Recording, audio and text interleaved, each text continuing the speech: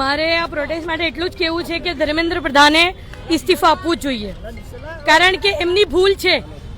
એમની ડ્યુટીની અંદર 6-7 વર્ષની અંદર 87 ટાઈમ પેપર લીક થયા છે.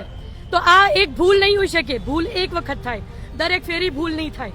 અને જે વારે વારે થાય તે એમનું જાણી જોઈતો આ બધું એ છે, બરાબર, આ પ્રોપોગેન્ડા છે, બરાબર છે. સ્ટુડન્ટ પાસે પૈસા લેવામાં આવે.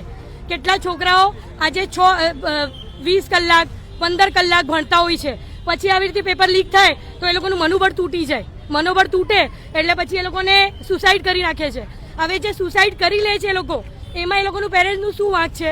આજે હું એઝ અ મધર અહીંયા આવી છું, હું સ્ટુડન્ટ નથી, પણ આજે હું જે કહું છું એટલા માટે કહું છું કે કાલ ઉઠીને મારા છોકરાઓ સાથે આ નહીં થાય કે આખા ઇન્ડિયાના ગમે તે કોઈ પેરેન્ટ્સની પાસે એનું છોકરું નહીં જાય.